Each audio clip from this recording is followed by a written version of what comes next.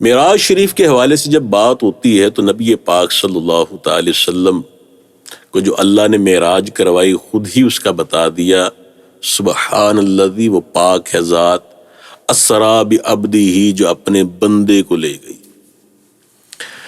بہت سارے لوگ، چونکہ واقعہ بڑا عجیب ہے، عقلوں میں نہ آنے والا ہے، اگر قرآن پاک کی یہ آیت کریمہ جب سورہ بنی اسرائیل کی پہلی آیت ہے یہ آیت نہ ہوتی، یا سورہ نجم کے اندر جو دیگر آیات ہیں وہ آیات نہ ہوتی، اور پھر بہت ساری احادیث اس پر شاہد نہ ہوتی، تو کبھی بھی لوگ اس کو تسلیم نہ کرتے۔ اچھا، اب ہمارے ہاں ایک طبقہ ہے جو عقل سے ساری باتیں سوچنے کا قائل ہے، روح پر، روحانیت پر اس کا اس طرح سے ایمان نہیں جمتا۔ ان کا موقف ہوتا ہے جی یہ جو معراج شریف ہے یہ دراصل نبی پاک کا ایک خواب تھا، آپ نے عالم خواب میں یہ سارا کچھ دیکھا، کیونکہ جسم کا زمین و آسمان یا زمین کی حدود سے اس طرح سے باہر نکل جانا، یا راتوں رات جسم کا مکہ سے فلسطین جا پہنچنا، یہ ممکن نہیں ہے، یہ سارا کچھ عالم خواب میں ہوا۔ تو چند باتیں سمجھ لیجئے کہ ایک تو اللہ تبارک و تعالی نے خود ہی وضاحت کر دی، بعبدہ، بندہ، عبد روح اور جسم دونوں کو کہا جاتا ہے، روح نہیں کہا کہ اسریٰ بروحہ، اس کی روح کو لے گیا۔ یہ عالم خواب میں نہیں ہوا، عالم خواب میں تو کوئی بھی شخص یہ کہہ دے کہ میں نے خواب میں یہ کچھ دیکھا، میں کہہ دوں میں خواب میں رات جو ہے وہ مدینہ شریف میں حاضر تھا، پھر میں نے وہاں سے جو ہے وہ چلا گیا مکہ شریف، میں نے طواف کیا، طواف کرنے کے بعد پھر میرا جی چاہا میں بیت المقدس حاضری دوں، حاضری دے کر تو پھر میں واپس بھی آ گیا، تو آپ کہیں گے خواب میں ٹھیک ہے، اس سے زیادہ بھی بیان کر دیں گے تو ٹھیک ہے، یہ کیا بات ہے؟ خواب پر تو کسی کو اعتراض ہی نہ ہوتا۔ ایک تو اللہ تبارک و تعالیٰ کا وضاحت کر دینا کہ وہ روح اور جسم کے ساتھ گئے، اور دوسرا نبی پاک صلی اللہ تعالی وسلم نے جب اس واقعے کو کفار کے سامنے بیان کیا، اس کی تفصیل میں سیرت نگاروں نے لکھا کہ واپس حضرت ام ہانی کے گھر ہی جب پہنچ گئے، صبح دن طلوع ہوا، آپ نے سب سے پہلے یہ واقعہ حضرت ام ہانی کو ہی سنایا۔ یہ حضرت علی رضی اللہ تعالی عنہ کی بڑی بہن ہے، تو سیدہ ام ہانی رضی اللہ تعالی عنہا نے اس ساری بات سننے کے بعد مختصر طور پہ جو نبی پاک نے ان کو سنائی، کہا یا رسول اللہ، آپ نے اس سے پہلے وحی کی باتیں کی، آسمانوں کی خبریں دیں، ہم نے تصدیق کی، لیکن یہ بات آپ جا کر لوگوں کو نہ بتائیے گا، کیونکہ لوگ ہرگز اس کو قبول نہیں کریں گے۔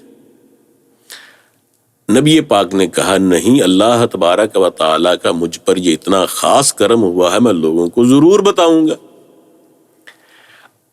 اب وہ آپ کو ایک بہن بھائیوں والے پیار کے ناطے روک رہی ہیں، اور سیرت نگاروں نے لکھا کہ انہوں نے نبی پاک کو روکنے کی اتنی کوشش کی کہ آپ کی قمیض شریف کو پکڑ لیا، آپ اس کو چھڑا کر، زور کے ساتھ چھڑا کر تو باہر تشریف لائے، حرم کعبہ میں تشریف لے گئے۔ ابھی آپ خاموش بیٹھے ہیں، ابو جہل اپنی بدنیتی کے ساتھ آپ کے پاس آیا، تھوڑے تھوڑے الفاظ کے تغیر کے ساتھ جو روایات ملتی ہیں، آپ کو طنز کیا آ کر کہ اب آپ کسی نئی بات کے انتظار میں بیٹھے ہیں، کوئی نئی بات ہوئی تو وہ بھی بتائیے۔ تو آپ نے اتنا ہی بتایا کہ ہاں یہ رات گزری ہے، اس میں اللہ تبارک و تعالی مجھے بیت المقدس تک لے گیا۔ تو وہ آگے سے کہتا ہے آپ بیت المقدس رات گئے اور راتوں رات واپس بھی آ گئے؟ آپ نے کہا ہاں۔ اور پھر وہ کہتا ہے کہ اچھا، واپس آ کر تو اب آپ ہمیں یہ بتا رہے ہیں کہ رات کے ایک حصے میں گیا بھی اور آ بھی گیا، اور صبح آپ ہمارے درمیان موجود ہیں، ایسا ہی آپ کہہ رہے ہیں؟ یعنی وہ گویا اپنی طرف سے بات کو پکا کر رہا ہے کہ نبی پاک صلی اللہ علیہ وسلم اس بات میں بدلے نہیں۔ آپ نے کہا ہاں بالکل ایسا ہی ہے۔ اب اس نے قریش کو آوازیں لگانا شروع کر دی، قبائل کو پکارنا شروع کر دیا، ابو جہل ایک سردار تھا، قوم میں ایک بڑا نام تھا اس کا. جب اس نے پکارا لوگوں کو تو لوگ دوڑے چلے آئے کہ پتہ نہیں اب کیا معاملہ ہو گیا. جب لوگوں کی ایک بڑی بھیڑ جمع ہو گئی تو وہ کہتا ہے لوگوں سنو محمد کیا کہہ رہا. تو نبی پاک صلی اللہ تعالی وسلم کو کچھ کوشش نہیں کرنی پڑی لوگوں کو جمع کرنے کی. جمع لوگ ابو جہل نے کر دیے اور آپ نے ان کے سامنے ساری صورتحال رکھی، بتایا کہ اللہ تبارک و تعالیٰ کا مجھ پر یہ انعام ہوا. رات میں کعبہ سے چلا، بیت المقدس پہنچا، پھر آگے میں نے آسمانوں کی سیر کے لیے اللہ مجھے لے گیا، پھر واپس آیا اور بیت المقدس سے پھر میں واپس مکہ پہنچ گیا. قوم میں ایک شور مچ گیا، کوئی لوگ مارے حیرت کے سر پکڑ کے بیٹھ گئے، کوئی تالیاں پیٹ رہے تھے، کوئی منہ پر ہاتھ رکھے کھڑے تھے، کئیوں نے انگلیاں دانتوں تلے دبا لی.